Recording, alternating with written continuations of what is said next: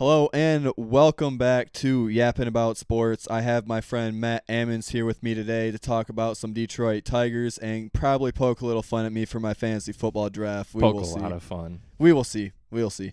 But main concern and problem number one and concern number one is our Detroit Tigers have fallen very short of our expectations that we had back in April when we recorded early on in the season.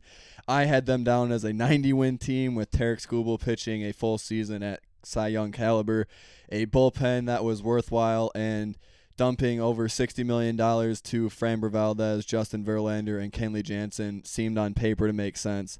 But ultimately, we have seen the domino and butterfly effect of that. So I'll start with the number one thing we will go over is the biggest three reasons that has gotten the Tigers to this point, and mainly the biggest shortcomings are some of those reasons why they are 5 games under 500, are now 5 games out of the division entering play tomorrow, are still almost going to be 2 games out from the wild card. After climbing to 60 and 61, getting a series win over the Guardians and being 3 games away, a sweep away from first place again.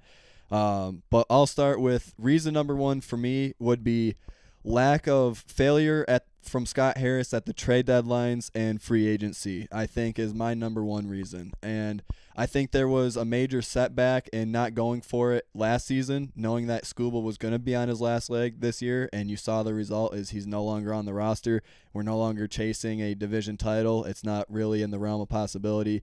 He's now pitching in L.A., where nobody in the sport of baseball outside of really the Dodgers wanted him to go. And it's resulted in a lot of ups and downs. And I think for me, Rafael Montero, Kyle Finnegan, Paul Sewald, and whoever else came in and having a signing of Tommy Kahnle last offseason, I think really leaves a dent in the pitching rotation and the bullpen specifically. It felt worse than when we made the playoffs a decade ago, and having now 19 losses after entering the 7th inning, 28 blown saves, 5 specifically from one pitcher that we haven't seen in our lifetime really on a consistent basis. So for me, it was knowing you had to address the bullpen and Jansen being the only Band-Aid you put on that. And when the immediate reaction I had when we signed Jansen was we just lit him up in an Angels uniform last year. And I think it was a lot of more of an emotional signing with him and Verlander. Verlander coming back to end his career in Detroit and Jansen chasing 500 career saves, which realistically, if he got 25 to 30, would have been possible for him. You saw very early on in the beginning series in Arizona. You saw then again in Baltimore and again in Atlanta. And again, he barely escaped on the homestand against Cleveland. He had the bases loaded with the tying runs on. So there was just no consistency. Verlander only pitching 3 innings, and Valdez getting paid almost $40 million to pitch 4 ERA baseball over 25 starts. Just not really. And, you have Alex Cobb and Kenta Maeda also free agent signings in the last 2 off seasons. So for me, that would be my number one circling and pencil reason of what has gotten them to this point right now. Yeah, I mean, you want to talk about reasons off the field, that's one thing. I think the main thing right now for me as far as reason number one that I can think of is just the inconsistency at the plate. You look at the last couple series that they've had, against Pittsburgh specifically, they come out, they have an 8-run game, and then the very next night they can barely scratch one. You have guys that need to be consistent each and every time they come up to the bat, and they just haven't been in this last stretch of the season. I think specifically you look at the young guys like McGonigal and that little crew that's kind of starting to become our bread and butter when it comes to our later spots in our batting rotation, and they've been playing great, but you have our leadoff guys who have been extremely inconsistent, not even just recently, but all year round, that I think really need to kind of step it up at the last little bit of the season here, and we need to just have better hitting overall to have success because, our bullpen is not great. We all know that. Our pitching rotation, our starters are doing well, but just the backup is not there. So runs early to secure leads is desperately what we need, and we're just not getting it right now. I would agree with that point, and I think that I think when we talked back in April, we were talking about who was the main core going to be, who was going to step up and take those steps forward. Because going back to last year, Dingler really stepping up in the postseason and being the reason we eliminate Cleveland, and then you have expectations for him this year. He has lived up fully, has been a top 2 catcher in the sport, arguably best at times. The slump is the slump. He had that 1 for 25, 2 for 30-ish type that he's sort of stuck in right now. But you've had him take strides. McGonigal playing MVP, almost all-star, almost MVP level baseball.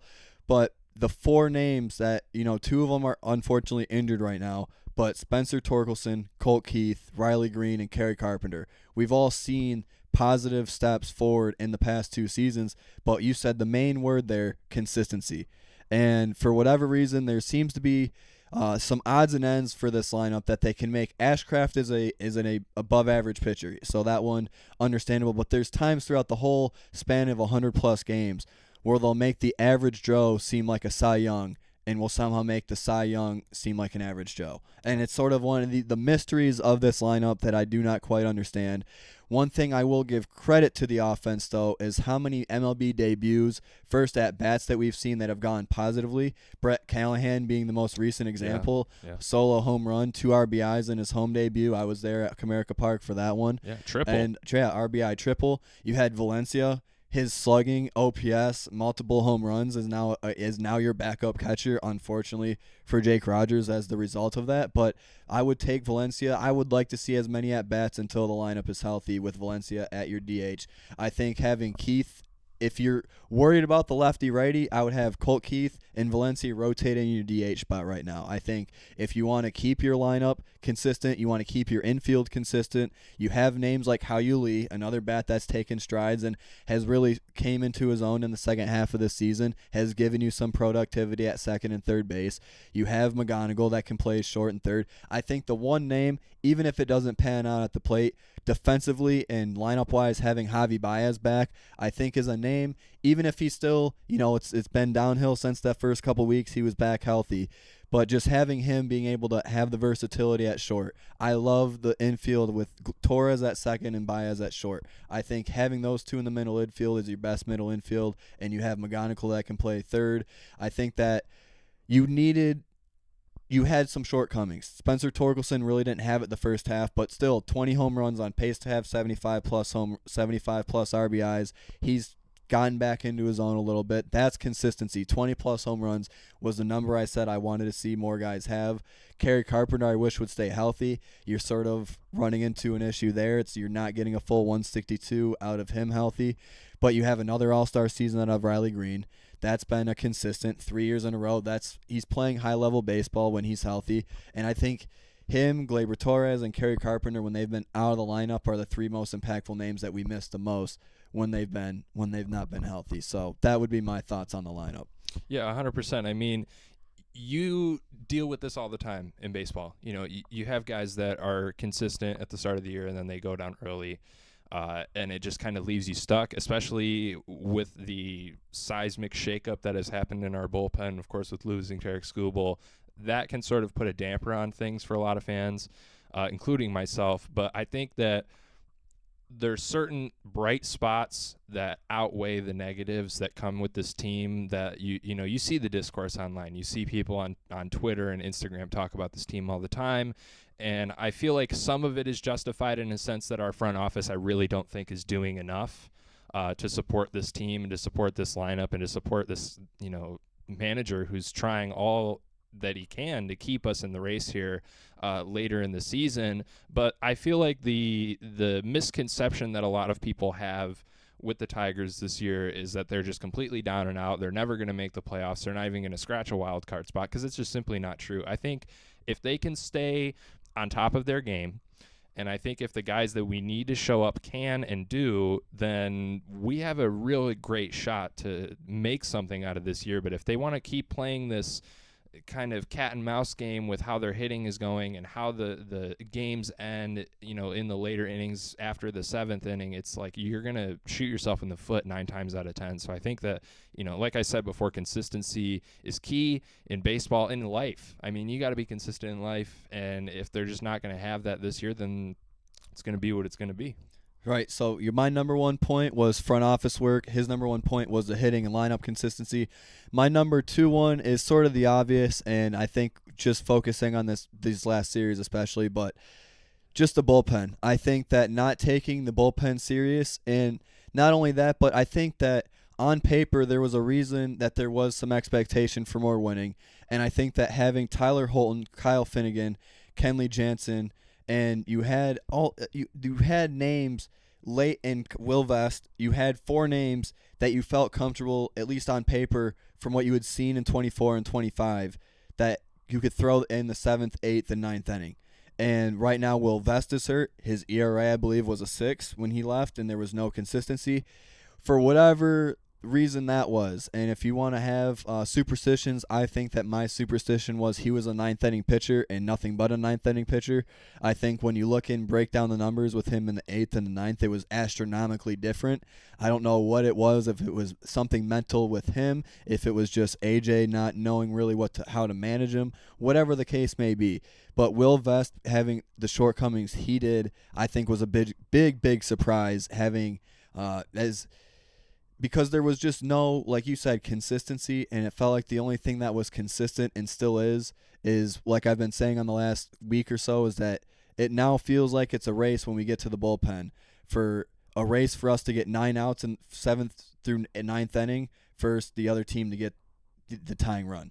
And you get one strike away from getting a tie and going into the 10th inning, and Jansen can't deliver that 5 times this year, and it just – I wanted to give him a little leeway because there was a little bit of uptick from the whole bullpen from June 1st, but it seems like at whole it was a mirage, because being at Comerica Park, there's no stress-free innings. That is the best way to put it, is that you look around the league, Cleveland, you look at even though Chicago doesn't, the White Sox don't have a high-end bullpen, they were able to find the way to get the outs they needed. They won a game 4-3. They won 7-5 and held off a rally when they got a leadoff runner on in the 8th. They played better baseball than you. There's a reason, and it's the most frustrating for me that you're now being lapped by a team that lost 100 games consistently. And it's not just the Tigers, the whole Central. And I feel like the Central should be ours. But to me, just not having a serious bullpen, not taking – to me, just you could see once it was sort of a beginning of series of events to become in Arizona with Jansen giving up the walk-off that he did. And just not having lineup pieces that are consistent, but the bullpen, just Tyler Holton not being Tyler Holton, because you remember 2024, he was a cornerstone in that playoff run, having a sub-1 ERA, just consistently in the mix and being a reason that you won games. He became a reason you lost games. And the last series at home, he entered the game up 4-3, left the game losing 6-4. And that was just something you couldn't afford to have in that series against Chicago. So for me, I know it's an obvious, but I just think it is. You can't 28 blown saves, 19 blown leads after the 7th inning, and 5 blown saves. I know it's a beaten drum at this point in the podcast, but it's true, because where are the Tigers at? 5 games below 500. So if you flip over Kenley Jansen, or maybe get a more serious closer, or go more serious at the trade deadline last year and get somebody under control, you're 2 bullpen arms away from being a division leader right now. Yeah, I mean, you hit the nail right on the head. I would say that the second reason for me would be the bullpen. Specifically, guys like Jansen. I mean, you and I have had discussions about this guy in the past. He's a great arm when he's great, but when he's not, he can really damper a team. And we've seen that, the last few series. I mean, this guy has, 4 walk-offs this year alone. Every other bullpen pitcher from 2022 onward has only given up 5. I feel like that is pretty indicative of the type of player he has become in his, albeit still young, but pretty old age as an MLB player, especially as a closer. And, there's just not a ton of depth there. I think that's one of the biggest complaints that, people have about this team every single year, is that we never go out and try and find depth. And try and find players that will be able to get us through those late stretches of games. And, the hitting can be as great as it can possibly be for the first 6 innings of a game.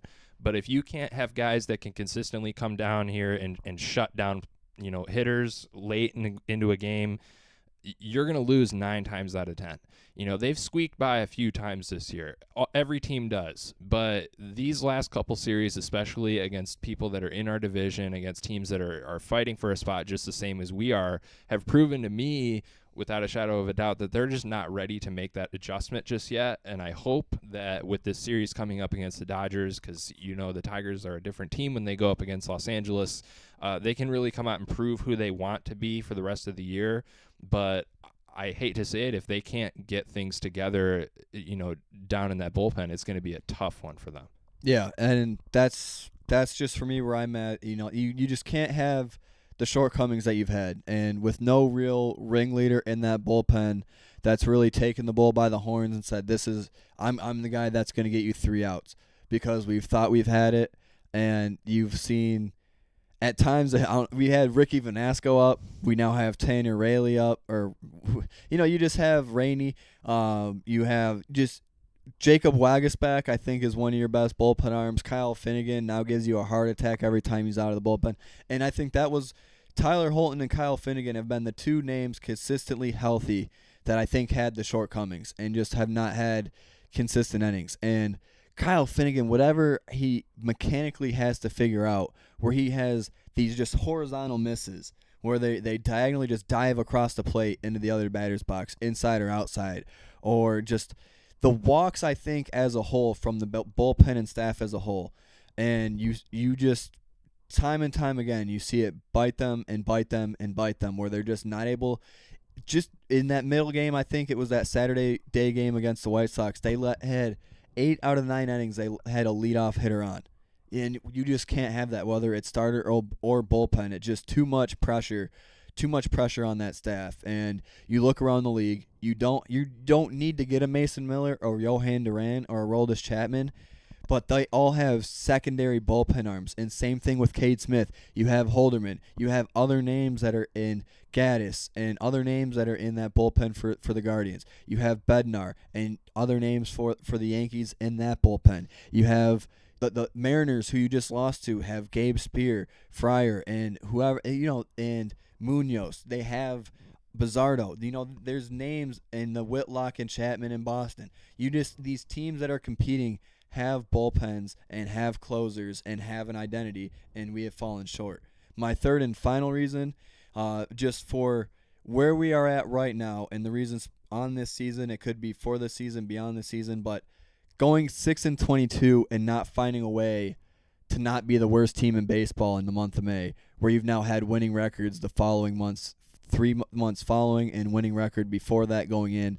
Injuries aside, because I'm not going to use the injury excuse, because everybody deals with injuries. The Yankees are still in a prime playoff position, and they are currently without Cody Bellinger, Stanton, and Judge. They haven't had them for weeks now, and they don't plan on getting them back for at least a while, the majority of them. And Stanton and Judge have now had more time out of the lineup than in the lineup, and they've made the playoffs. They've made the championship series. They've had the starting arms. They've taken it serious. They've had the bullpen.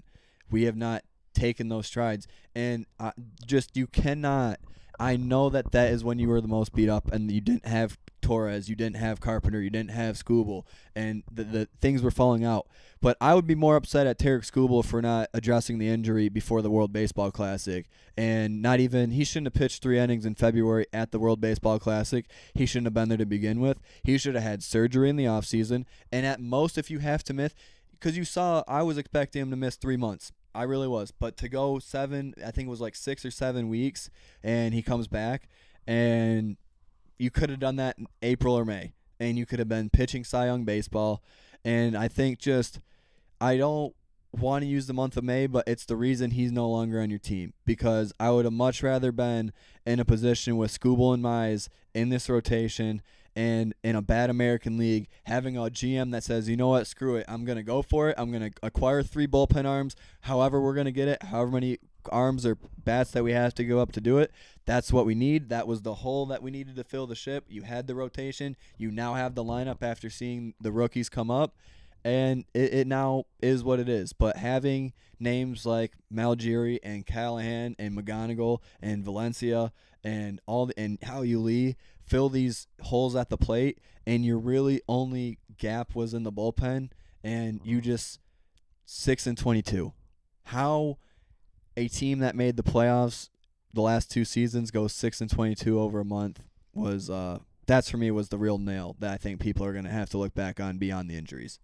Yeah, 100%. I mean, you just simply can't have those numbers in the month of May. I mean, everyone tries to talk about, the All-Star break is what really breaks up the season. I know there's a lot of you out there that, you might not tune into a game that happens before the All-Star break because you might not say it matters, but every single game matters. It doesn't matter what time of the year it is. They all matter in some way because when you get into these later halves of the season and you're looking down the barrel and you don't have the record that you want, you're going to look back at those games and say, wow, I wish I could have won those. You hit the nail right on the head when you talk about Skubal pitching in the WBC. I think that was a completely unnecessary move. He very well should have and could have gotten that surgery done and taken care of, and he'd still probably be on this lineup. I agree with you. But at the same time, and I know we'll eventually get into this later, we have to talk about our front office at that point. Making these decisions, making these poor efforts to help guys that need the help and paying guys that need to be paid and keeping guys happy that need to be kept happy, like a Skubal, or, you look at Casey Mize, the same sort of thing, where it's like he gets shipped off and he gets clobbered, and I'm sure he would really like to be playing here. But if you're not going to shell out the funds for it, obviously something's got to change. And I think the main thing that is keeping them in this kind of downward slump after the month of May is just, number one, the fan support. Athletes say they're the toughest people on the planet, but words can hurt. And I know that these guys are reading the comments about this team. I know these guys are seeing the tweets and the memes and everything that's getting posted about this team being horrible. And it can make you feel like crap, and it makes you play like crap. So they need to keep their heads up. But at the same time, they kind of deserve some of the hate because at the end of the day, they are the ones on the field. They are the ones getting paid hundreds of millions of dollars to play this sport. And they're not producing at the top level, and it leaves us fans, that support this team through and through. I mean, we've been fans since we were children. We grew up with these teams. And not even just talking about the Tigers, but every Detroit team in general has been somewhat of a disappointment at some point during the time that we've been alive. And we're starting to get tired of it.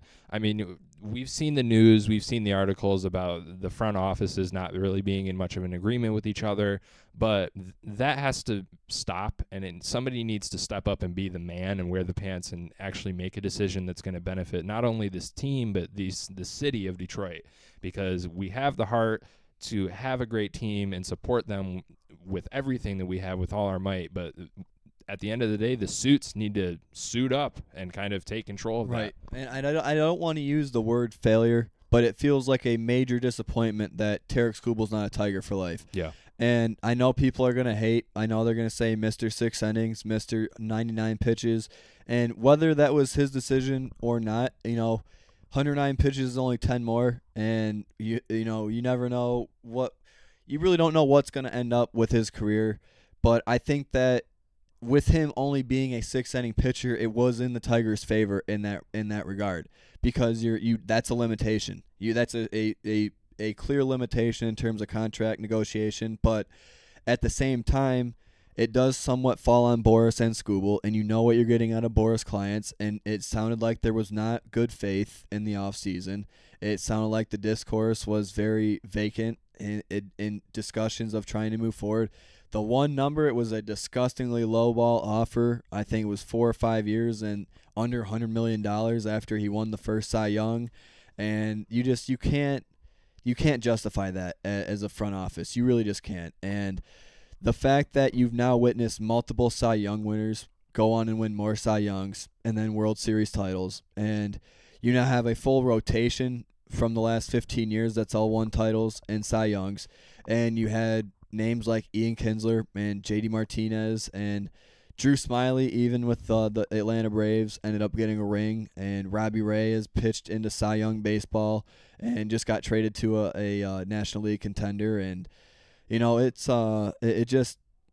you can only do so much, and you can only take so much as fans, because I was in Pittsburgh, I've been into Cleveland, and having discussions just with other fans around the league, and I'll be really interested because I have talked to one Dodgers fan already this year, and just to see if there's any that come into town over the weekend in a week or here, and so I'll be interested to see how they feel, because do they really have fun?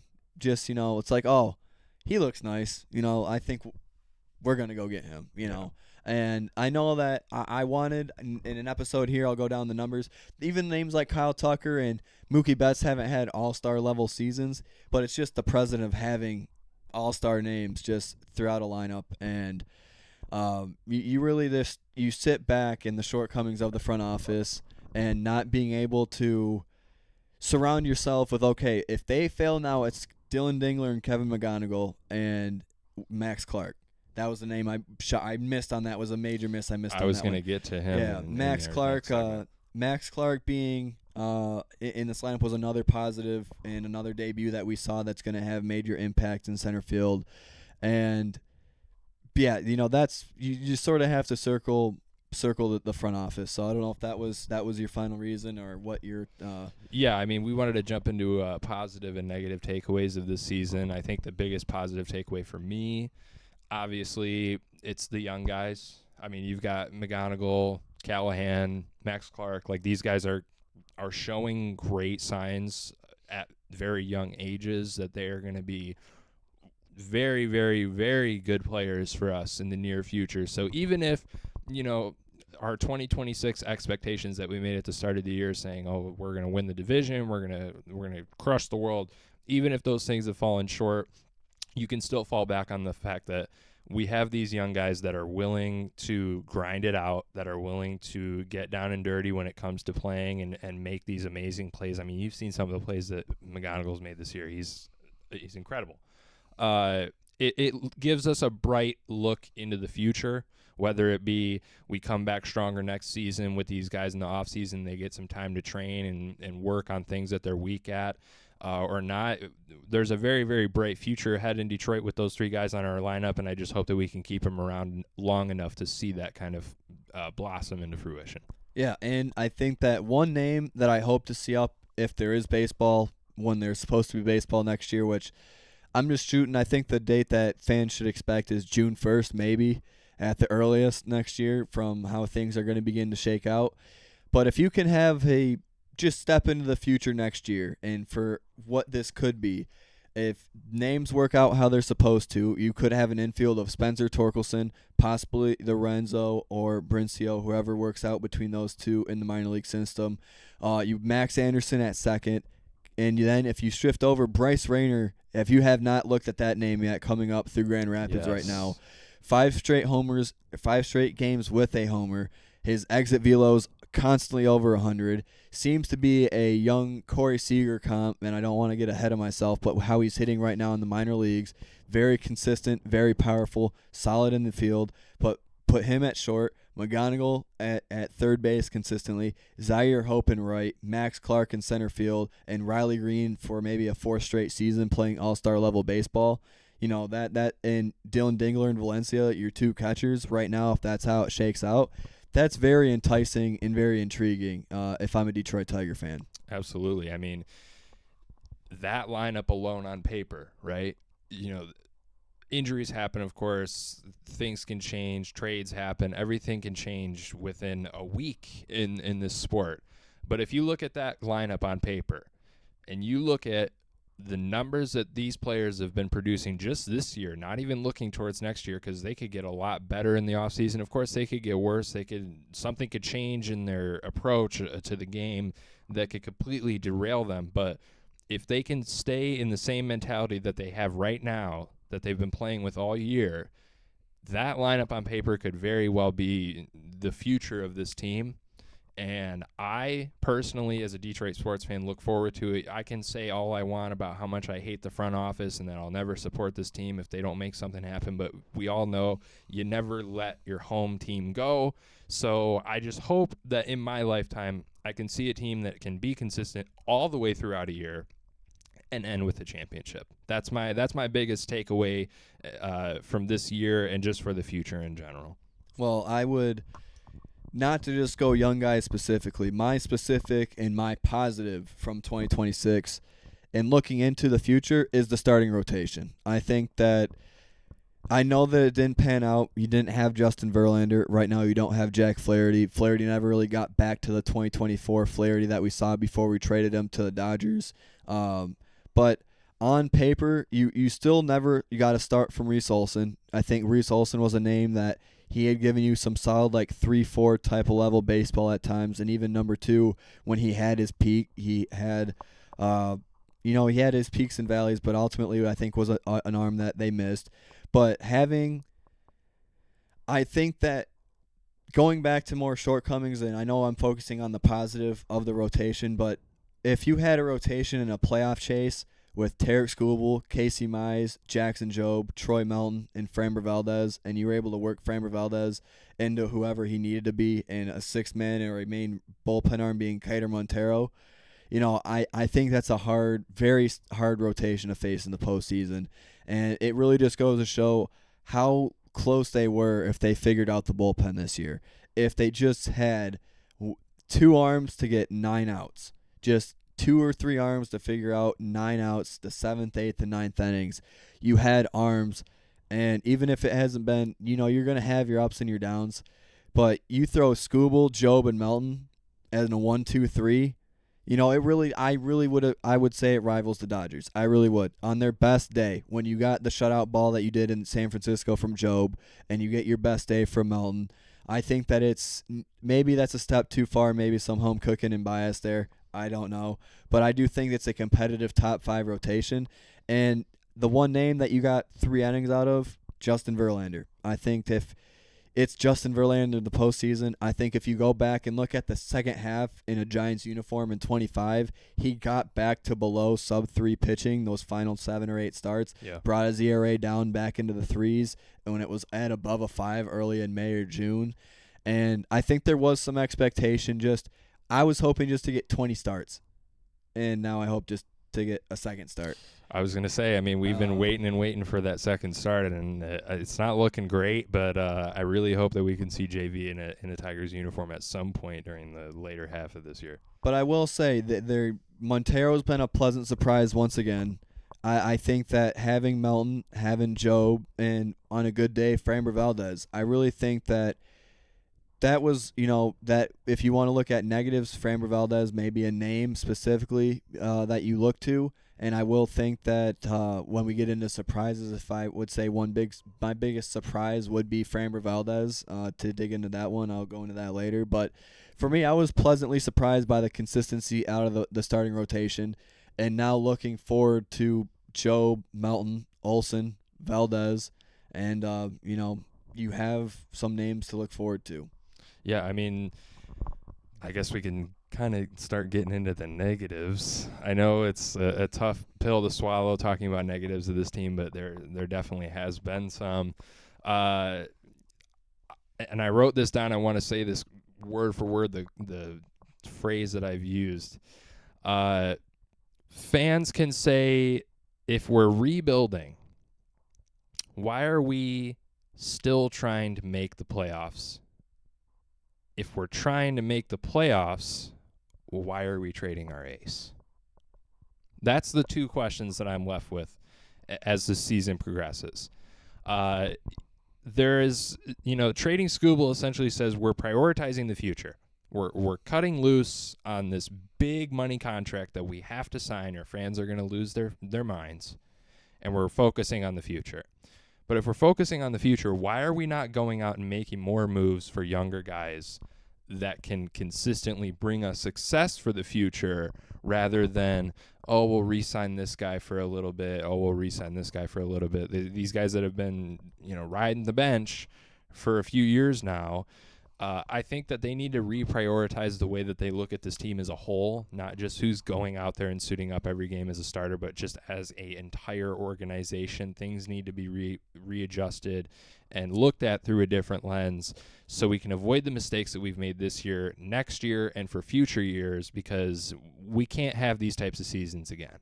we all know that these are the seasons that fans hate the most, when it's not we are so far out of the race that nothing matters anymore. It's that we are just getting over the line, but then we get pulled back by the collar of our shirt. And how similar does it feel to the Detroit Lions right now? Yeah, Because you have, for me, it's almost, I don't want to know what the direct comparison would be player-wise, but for me, you had a bullpen that was failing. You just lost a 15-inning game to Seattle that knocked you out of the playoffs last year. Yeah. And you had $60 million to spend. You had prospects. If you take a little bit of risk for trying to win now, maybe if you get rid of one or two of the names that you are holding on to in your system, where you may have a logjam at shortstop, or may have a logjam at second base, or a logjam at first base, you could have maybe dumped off one or two of those bats, gotten a consistent bullpen arm, or $60 million plus goes to 38 to Framber Valdez, 13 to Justin Verlander, 11 to Kenley Jansen. And what has that gotten you? 4 ERA baseball for $38 million, and not pitching ace-like, and not getting in a series in Chicago, not even able to make it out of the first inning. Justin Verlander hasn't pitched an inning in the month of anything outside of March. That's right, March 30th was the first and only time he took the mound again in a Detroit Tigers uniform. So if you want nostalgia there, he pitched in 2026 as a Detroit Tiger, and will retire as one for all you fans out there. Yeah. And Kenley Jansen with the cherry on top, $11 million to blow 5 saves, and be the reason we're 5 games under 500 right now. So I think that would be my negative is in terms of serious, and that's why I brought up the Lions, is that it just doesn't feel like the Lions had a defense for the last 2 seasons since they lost and went 15-2 and were unable to do it with the health, and they didn't bring any more depth into the defense. And then seeing the shortcomings of the offensive line and not adding any more to your defense, and knowing you still have injuries now back there. What are we doing in the front end and safeties, and then what are you doing with your bullpen? It just doesn't feel like you don't want to bash on the teams because you root for them. You want to consistently be around them and maybe possibly be media related at times, but you have to be real and have to deal with reality that there is some frustration to be had, and how serious are these GMs and these front office taking winning versus hanging that carrot in front of the fans saying, okay, you're about to, they're about to feed you with some wins, and then they pull the rations away from you, and there's really nothing behind the curtain, it just feels like shortcomings from the front office and not being truly serious. And for Kenley Jansen was not serious. Kyle Finnegan was not serious. And thinking Tyler Holton could run it back for a 3rd straight season with analytically driven baseball. And one of the negatives for me is I don't want to harp on AJ Hinch, but I think overmanaging and analytics have killed multiple games over his tenure. I think one of the prime examples was, someone brought it up, Tyler Holton had a very, very, very stressful inning before giving up that lead and before giving up that 2-run homer to Murakami. He gave up the RBI single, had a laborious 20-plus pitch inning, and gave up that it was a 4-4 ball game, and then he enters the 7th inning because of matchups, gives up another leadoff single or a walk, and then Murakami takes him Oppo Taco. Yep. And you see it time and time again. Jahmai Jones, the prime example of analytically driven, the Andy Ibanez pinch hits, the taking the bat out of Kerry Carpenter and not going for the feel of the game. And then you have guys that have shutdown innings, and because you don't want to leave them out there to get seen again, you pull them too short, or it feels like you've had too long leashes on guys that need a short leash, and then you pull the short leash and you take them out, and as soon as they get pulled, they could have went out another batter or two possibly. And I'm done with the lefty-righty because you don't have the depth to go lefty-righty. You don't have the arms to just say, okay, this guy's left-handed, this guy's right-handed, he's better than he is. I don't understand, with all the analytics and everything driven, when you know you don't have swing and miss, you should know the angles and pitches needed with the at-bats and matchups, that the launch angles should be The percentage should be low. You should know what part of the strike zone the hitters struggle with. You should know what hitter. I know it's an obvious thing, and it may be dumb, and we're like, well, obviously you know that you're not sitting in an analytical department of an MLB team, but it doesn't seem like how much if we're sitting here talking about it, does it seem like they're using it? Does it seem like it's really that useful when you know you're not playing to your strengths, and you have to let the frustration out because it feels like you didn't take your bullpen serious and you're over managing and trying to, I don't know if it's at times Hinch trying to put it to the front office saying, hey, this is what I have to work with. Thanks for all the help. I don't know if it's just a personal thing, if there's anything internal that's going on. I really don't think so. It just seems like on paper, Scott Harris and the front office have failed to give A.J. Hinch the tools in the bullpen to succeed. Yeah. One of the things we were going to touch on is who takes the biggest blame. Scott Harris. It's as simple as that. It's a simple. I can't sit here and put all the blame on Hinch. I'll say that A.J. Hinch has not been a perfect manager. Nobody's a perfect manager. There's no such thing. Dave Roberts is not a perfect manager.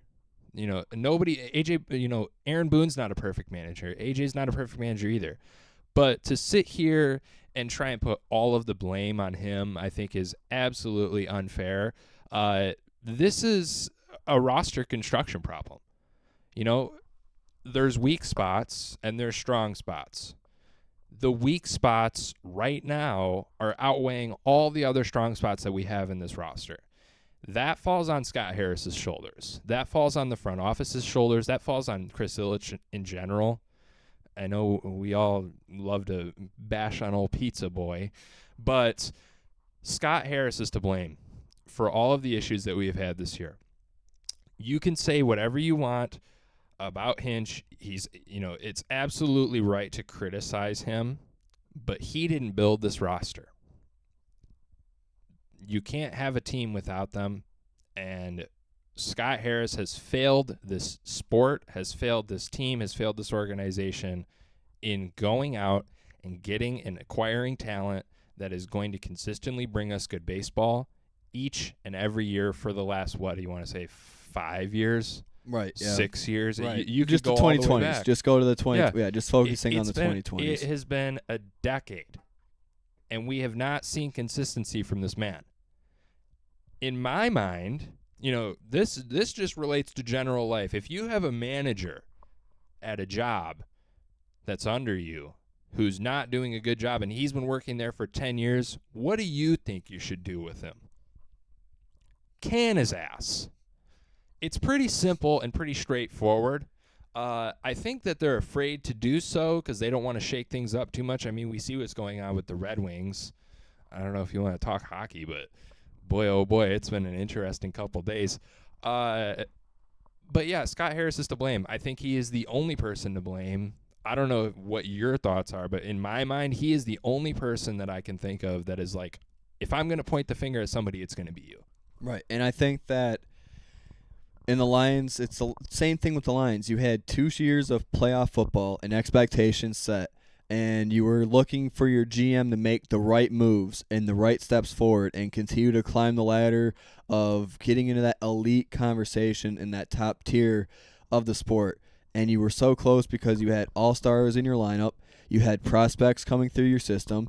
You had you had a lot of pieces coming together. You had a rotation that finally added some depth. You had Valdez and Verlander to add to Skubal and Mize. You had Jansen with him chasing 500, which maybe was more nostalgia and a more emotional base. But on paper, you're like, okay, Finnegan was serviceable. Maybe you can get one more year out of him. Holton, I think a lot of people just have 2024 Tyler Holton stuck in their heads and just get stuck in the past thinking, oh, we're going to get that consistent left-handed arm. But unfortunately, baseball is a fast-moving sport. Same thing with football. It's a lot of parity. It's a lot of once one person figures it out, they're all going to figure it out. Yeah. It's not very hard once you get scouting reports out and with all the mixing and matching. And I think it was one of the worst times for Jake Rogers to be on the opposing side of a series and knowing, it didn't seem like it had a major effect because there's not a lot of strong arms in Chicago, but that lineup was the reason they swept the Tigers. And I think, yes, in terms of who takes the most blame pie, and it's been talked about a lot, both in the radio and media throughout the year, but I really think it just has to boil down to who is putting the players on the roster, and that's Scott Harris, who is making the signings, and it's the front office, and it's the owners. It's Chris Ilitch, and it's Scott Harris. It's Scott Harris getting the money that's needed to go and provide a professional baseball roster, and Chris Ilitch ultimately said, no, we're not going to keep Tarek Skubal for a lifetime because we're going to make the same mistake we did with Justin Verlander. We're not going to keep him for a lifetime. We're not going to have him win multiple Cy Youngs and continue to bring tickets. It's like I don't know if it's because of what's coming with the CBA, if Ilitch knows more than we do and didn't want to pay a big salary before he may not have to, or whatever the case may be, but you had a pitcher that definitely deserved to get paid. You had reason with the injury stuff and inconsistently on the mound to maybe take him at a discount and fight Boris a little bit. But unfortunately, guys, he's going to end up on the East Coast or West Coast. It's going to be the Mets, the Yankees, or the Dodgers, and there's going to be no different. Maybe the Padres sneak in there. Maybe somebody else sneaks in if there's another deal in place. But baseball is going to look entirely different next year. I don't want to look into it. If we get baseball next year. If we get baseball. But that was, for me, the biggest frustration that I look at is you have no more Tarek Skubal, and you failed with another Cy Young Award winner to win with one. And you had David Price, Justin Verlander, and Max Scherzer, and you had the chance to give a repeat with that in terms of expectation with some of these guys, and you don't want to use the word failure because that's a very negative connotative word, but with how you set up this season to be, this season is ultimately a failure, and it's not an F grade because they still are not out and they can still make the postseason. But as we are currently speaking, they are now 3 or 4 teams in front of them just to get to that third wild card. To me, it's not realistic to look at the Central unless the White Sox truly collapse, but you still have teams with more pieces in the bullpen with the Twins and the Guardians. And I think you may be a tad more optimistic on where they could finish because they can still win games, but I just have a hard time. I think this stretch of games, them going 5-6, not even being able to go 3-3, at minimal to me they needed to go 4-2 to really keep themselves in the conversation.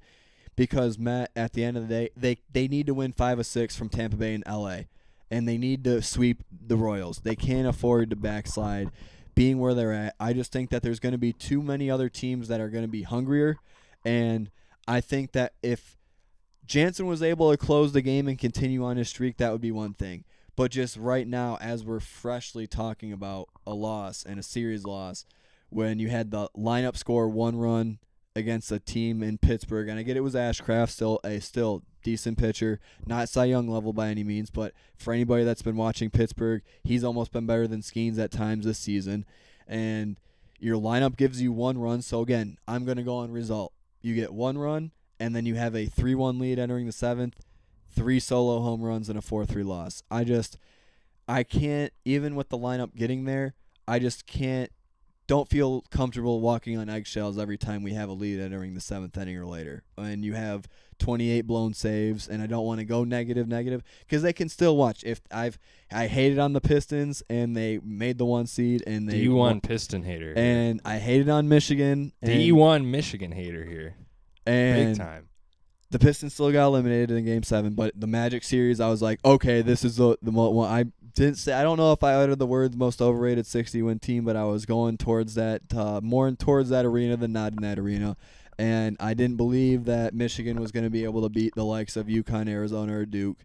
And I was wrong. Go Blue. I'm going to hate on them a little bit, the Tigers, at the moment, because I'm just frustrated. I've gone to 40-plus games this year, both traveling to Cleveland and at Comerica Park this year, and I hope it pans out right now that maybe because they'll be a wild card team, that if they make it back to the ALDS out of the wild card on my birthday in October, the ALDS Game 3 is scheduled to be in October. Looking forward to them playing once again. They've played on my birthday the past 2 years. I always know if they're playing on my birthday, it means they're in the playoffs once again. But I just don't. It's a damper looking forward right now, and to me, you have to be, are they capable of winning 5 games in a row? Because you're under 40 games left in the season. Every loss is just monumental, whether it's a half game or a full game.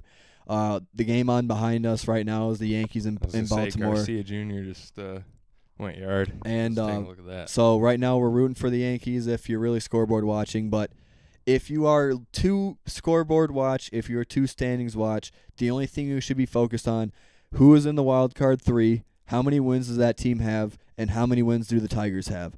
That's the only equation. I'm not looking at losses. I'm not looking at scores. I'm waking up in the morning and be like, okay, they need to win again today. And realistically, it's not. It's a magical fairy tale end, but they need to win like 15 of 20. They need to win 16, 17 of 25. And you have to make up ground, and you need just one 5 or 6 game winning streak like Cleveland or Boston just had. Like Boston, prime example. They were going to be sellers 32 and 46, just Yeah. like the Tigers were 22 and 36. And you had just this doubt, and now they're going to be. You have basically the American League East and everybody else, because the one thing that I will say is if it's a mirage that they're in the picture, because if the Mariners and Blue Jays were playing anywhere close to where they were last season because they were in the ALCS, we wouldn't be having these conversations about the Tigers in the postseason. We just simply wouldn't. And that's just the biggest frustrations for me lie in the front office, in the bullpen, and the lineup not figuring out why it's so hot and cold. Why is it so 10 runs or 1 run? And why is it not 4 to 5 runs one day, 3 runs the next, and then maybe 1 off day, and then you score 5 to 7 runs the next? And it just, the inconsistency with the lineup, not taking the bullpen serious, and ultimately having $60 million that have gone to waste this year because you didn't really need Framber Valdez, and if you had Flaherty and Verlander healthy, those are 2 more starting pitchers. And what would you have done if you had Flaherty, Verlander, and Olsen all healthy right now? I don't think it would have made much of a difference. It doesn't make a difference, but what do you do with that log jam of having 7 to 8 starting pitchers when you could have had more relief helper? Even one corner outfielder, get a consistent right fielder, so Kerry Carpenter is your DH, and apply the pressure to Cole Keith on third base and to keep his name in the lineup at third. And that's just where I look at it. I think right now, to put a grade on the season, that's where I think I'll put next topic of conversation, just to quickly go over a grade. For me, it's a C-, not a D yet, but it's a C- for me, because when you go back to my expectations of what being a 90-win team, having Tarek Skubal chasing another Cy Young, and possibly winning an AL Central crown, for me that's another thing that bugs me, that they just have not been able to win the Central, and the Central's been so bad for so long, and we've had the most money to spend, had the most consistent talent, had the most Cy Young winners, had a Triple Crown winner, have these all-star level players, have a Rookie of the Year candidate in Kevin McGonigal again, and you fall flat, because if it's a C- because they're still playoff eligible. If they were eliminated from the playoffs, it would be a D or possible an F. Because if they're not in the playoffs, it's an F automatically. Right, and it's the same thing with the Lions. Last year was an ultimate F. You can't lose to the Steelers, the Rams, and the Vikings when you're 8-5 and staring down a postseason spot. And for the Tigers, you can't build up the hype to get to 60 and 61, 1 game below 500, and then pull the rug, and then be right there at the division. And you were so close to having so many more fans back at Comerica Park on this homestand against Tampa Bay. And you can still have a chance. If you dominate Kansas City, ultimately, if it's a failure if you can't sweep Kansas City. I don't care who's starting. I don't care who's in the bullpen. I don't care if they have Bobby Witt or not. They're one of the 3 teams that are in the terms of irrelevant in the American League, because there's 12 teams that are still within 3 games of a playoff spot, guys. 12 out of 15 teams. Just a reminder. And the Tigers could have been in first place of the Central. And we're going to allow a team that lost 100-plus games to win the division. So not only the Tigers, but to me it's just the not being able to dominate the Central. This should have been the Tigers' division for so many years if it was handled correctly when Dombrowski got fired, when Illich got upset that he heard the word rebuild in a meeting room and just said, nope, I'm going to be dying soon, so I need a winner. So that was the reality of that, not to get too harsh there. But we could have... have some heart. But goodness. reality is they could have had a winning product for a very long time, and it's just a lot of frustration has been coming out because when are we going to see another championship in the city of Detroit? You had the Pistons win 60 games, get a 1 seed, and lose a Game 7 at home. You had the Lions go 15-2 after making an NFC title game and having home field. They fall short. And now you have the Tigers with all-stars and Cy Young winning pitchers entering a season, and you're 5 games under 500, have blown 19 leads in the late game, and 28 blown saves. So, yeah, happy-go-lucky Tiger fan here. Well, at least we have hockey to look forward to, right? Awesome. Little Caesars Arena. Yeah. It's a lovely place. It's a lovely unfinished place. I heard the D in Detroit is awesome. You know, whatever the place, whatever the whole square that leaves vacant. Don't you just love Detroit walking? Town Square? Yeah. Great job, Chris Illich. I hope you guys finish those parking lots with all of that scuba money that you guys have been hoarding. If I had to give we talk about grades, right? I'd have to give him the same grade. I'd give him a C-.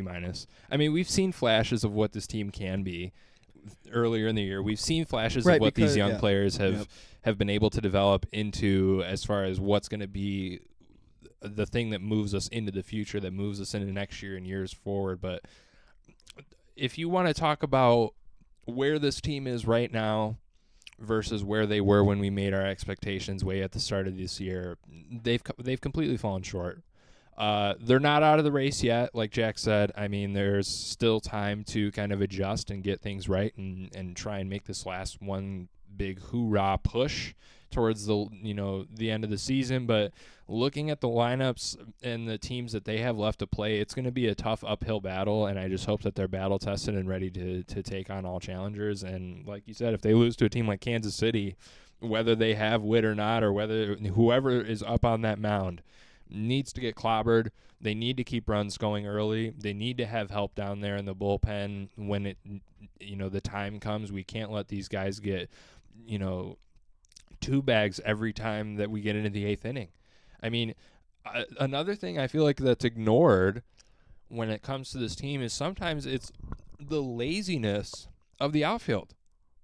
There has been so many plays this year alone, not even counting last year, this year alone, that I have seen this outfield make just the laziest jumps on routine fly balls that have fallen short, which gives up, a double or a triple to certain players. That has to stop immediately. I don't know what they're teaching them down there at their practices, but that should stop at, high school varsity level. You run the ball out. Doesn't matter how far down you are. I mean, we just saw the Brewers clobber who are they playing? Seattle. Mariners, yeah. 22-1, and those guys completely give up. If they're down 22 runs, yeah, it makes sense. But you're getting paid Chicago, 100. The Chicago series was prime example. When they were getting runners on second, it was affecting the game every inning. Absolutely. And there was a couple times, I think it was Javi might have been in center, or I forget if it was, I don't think it was Clark, but I think it was Baez was in center that day. But easy routine, just up the middle, and it hit a gap just slightly. All of a sudden, I think it was Colson Montgomery, boom, hits the gap, gets into second base, and leadoff runner on second. And we all know there's a reason that the ghost runner in the 10th inning scores, because it's like you're starting in the 10th inning, leadoff runner on second base just hurts you so much in a series like that. And I would agree. As much as you've had Riley Green out there covering left field, you've also had some shortcomings and some bad plays out there. Yeah. I mean, these types of games can snowball. If you give up a lot of these hits late in the game that turn into doubles and triples and RBI singles and doubles, those can add up real quick, real fast, and it can really throw off any momentum that you have going into a game. I mean, there's what is that site that you can see where it's like the chart that goes up and down, looking at the Pittsburgh game from the other night. Yep. Everything's going our way. Everything's going up and up and up. And then the ninth comes and it just crashes down. We can't have that again. We can't have that at all, no matter what time of the year it is. But to have that in August is just a problem. And I think in April it was brought up is that the one concern we did have was running with the bullpen you did. You just didn't have swing and miss. And relying on them to hit them hit the ball where your players are versus where they're not for a professional baseball player is I think is a very hard thing to ask your bullpen to do. Absolutely. And you can't throw it all because unfortunately the names are going to be the names. It is Tyler Holton, it is Kyle Finnegan, it is Jacob Wagesbeck, Drew Summers, Kenley Jansen, and so on and so forth. They're unfortunately just the pawns at play, and it's not in their control. They're still trying. It's not like they're not trying. You can talk about their failures and their shortcomings this season in the bullpen, but they want to do it, but they ultimately aren't the ones that put themselves there, and they want to be there.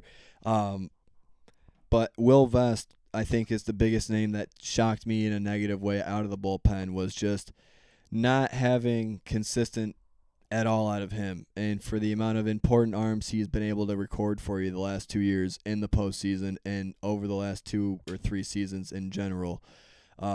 Just was your biggest surprise, and I think this season's worse than watching Jose Valverde. That really says something too. And just the amount of stress and the expectation is that they're going to give up a base hit or a walk. Yeah. And I will say the biggest pet peeve this season for me is the walks. Having 3 or 4 plus walks as a starter or coming in as a bullpen arm and throwing a 4 or 5 pitch walk immediately just happens way too often, I feel like, this season. And yeah, that's where we're at. The one thing baseball-wise I will wrap up with, and we will wrap up with, just to keep it simple, if the standings lay as they do and the playoff picture lies with Tampa Bay, Chicago, and Houston as your division leaders, and Boston and the Yankees as your top 2 wildcard teams, with the mess and the quote-unquote mid-off right now in the American League, with all these teams that are below or right around 500 battling for that final spot, the Twins currently holding it as of the moment of this recording. My pick, I think they finally get back to it. I think the Toronto Blue Jays figure out who they are, get back to their identity.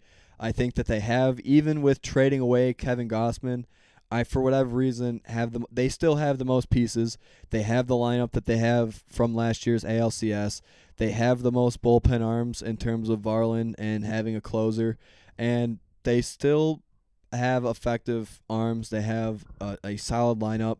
I think that in terms of, that's the 3 check marks for me, just on a simple term, is your lineup, your clutch hitting, your bullpen, and your starting rotation. And you still have enough consistency for me from Toronto.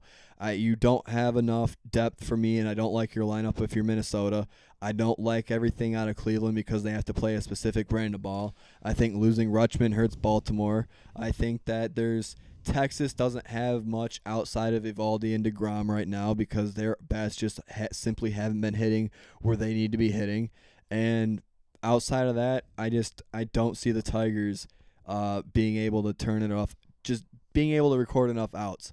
I think that they're going to have enough games in the next 35 where they're going to be winning 4 or 5-1. And one of those series, I think it was Sunday's game, they lost 7-5. They were winning 4-1 and gave up 5 runs in a row to the White Sox. And Murakami hits 2 home runs. Vargas hits 2 home runs. Where is that from Spencer Torkelson? Where is that from Dylan Dingler? Where is that from your top guys in your lineup? And that's what I look at around the league, is you just don't have the bullpen to equate to that, and you don't have your power bats truly being power bats when you need them to be in clutch moments. Absolutely. I mean, I couldn't have said it better myself. Obviously the American League part of it is pretty cut and dry, right? You've got Tampa Bay, you've got New York, and you've got Boston. Those 3 teams are powerhouses. They're automatics. They don't have any glaring issues that I can really see besides the Yankees doing what the Yankees always do, and that's flubbing in the playoffs. Looking at it right now, I just had to pull it up because I'm curious. Minnesota's 3.5 games out from the White Sox. The White Sox are at a 520 on the year. They're a team to be taken seriously now. It's kind of surprising looking back at what we've had to deal with Chicago. Well, I sure know their fans were pretty cocky this weekend. Yeah. I was at all 3 games, and just don't let them win anything. Just don't. See, I'm rooting for them. I'm not. If I'm not a Tigers fan, No. they haven't been to the World Series No. in 20 years. Nope. I'm rooting for them. No. I can't. The word of you say Chicago, no. Can't do it.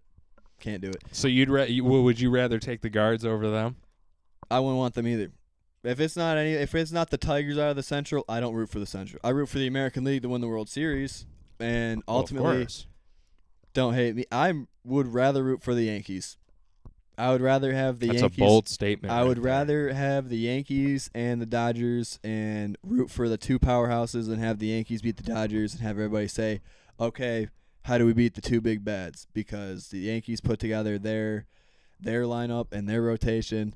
I don't like Boston right now. Nobody to win likes anything. Boston. Unless you're from Boston. And, yeah, I would rather root for the Yankees. Well, there you have it.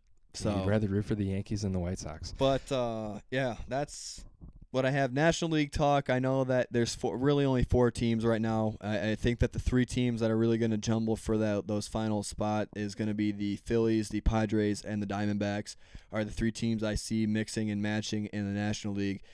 Personally, when it comes to the sport, this is what I get frustrated with, and I wish Mike Trout had just one winning team season-wise for the Angels. But I'm rooting for the Phillies. I want Bryce Harper in the moment. I want to see him back in the World Series if he's able to get there. If it's Phillies and Dodgers, I'm rooting heavy for the Phillies. Baseball needs its superstars in superstar moments.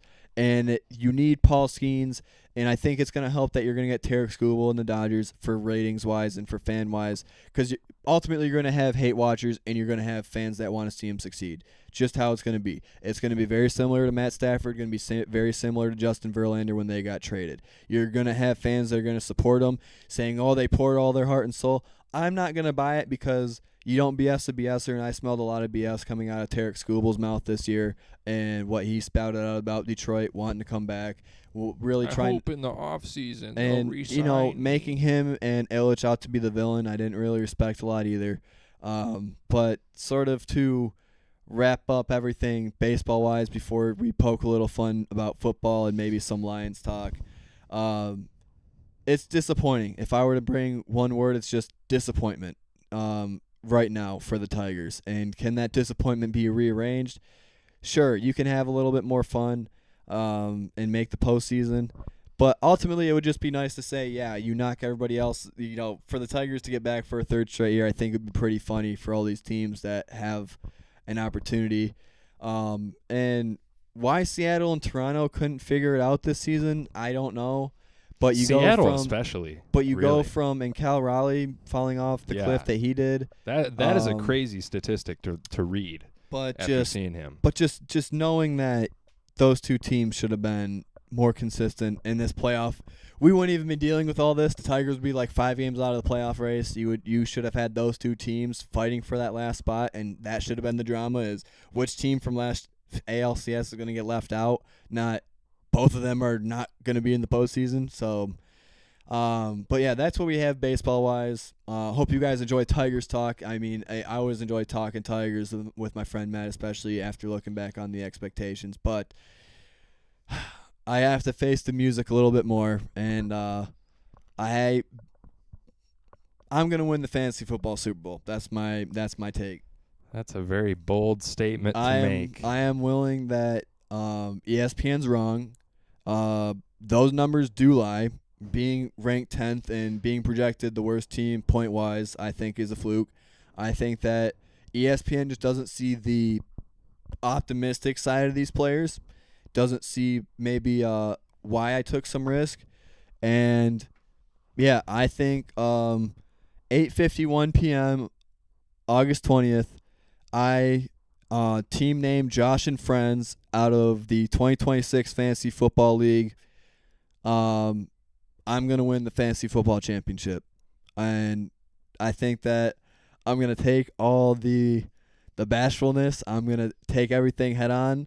McCullough brothers, bring it on. Talk your shit then. And, we'll see week 4 when I think it's week 4 I meet Alex, but if I'm the worst team, that means you shouldn't be losing to me, right? Like I shouldn't. I'm projected 10th. I should be 10th. I took Josh Allen 4th overall, and I'm gonna stick to it. J-Mo and Sam Laporta. Sam Laporta, I get. As long as he's back, not really worried about it. But J-Mo and Sam Laporta are gonna have record years in this new offense, and I'm looking forward to it. I'm looking forward to the NFL season as well. I'm not involved with the whole fantasy thing for numerous reasons that I won't discuss any further for my own personal sanity. But yeah, I hope that things work out well for you. Drafting Josh Allen in the first round is definitely a choice. My choice. I wouldn't say it's a correct one. I wouldn't say it's an incorrect one. But there was better players out there as far as I've been told. But I hope everybody has a great fantasy season. I know it's a fun thing. Don't let it ruin your enjoyment of the sport like it ruined the enjoyment of the sport for me.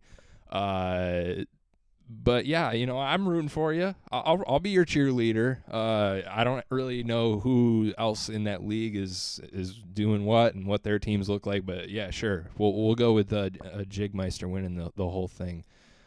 I am favored to lose by 17 points right now, week 1. That doesn't mean anything. We all know that doesn't mean anything. Numbers do lie. They can lie. Just like zero. How do you have less than a 1% chance of making the playoffs and make the playoffs 2 years ago? If you're the Tigers. That's a good point. That's a great comparison That seems to make. like a number that lied. Yeah. You're telling me I have a less than 1% chance of doing something and I do it? Does that seem like a good calculation to me? Or was it really just that big of a miracle? I think 31-13 I think is pretty much a miracle. I don't know when we're going to see that type of run again. But yeah. Happy fantasy football season. Happy football season. I wish we were talking to you guys in some brighter light about the Detroit Tigers. 61-66. Have 3 games going on at the moment. Baltimore's playing New York, Washington, and Texas. And I know that the Astros are also playing as well. I believe they're playing the Angels. So, we'll see. I will probably have you on at the end of the regular season one more time, or whenever you want to hop on and talk some Tigers to really go over the season. Absolutely. We'll see our final grades, look back on the final 35 games or so, and what we liked, what we didn't like, and what we have to look forward to will be the main topping points there. But Lions season also coming up. Not 3 weeks away until we kick off the NFL season. We will be, if this is Thursday, it'll be a day after the Seahawks and the Patriots playing a rematch on Wednesday, September 9th. Thursday, September 10th, we have the 49ers and Rams in Australia. So thank you all again for tuning in and listening to Yapping About Sports. Thank you, Matt, for coming on and talking some Tigers and some fantasy football. Thank you for having me. I will see you guys again tomorrow.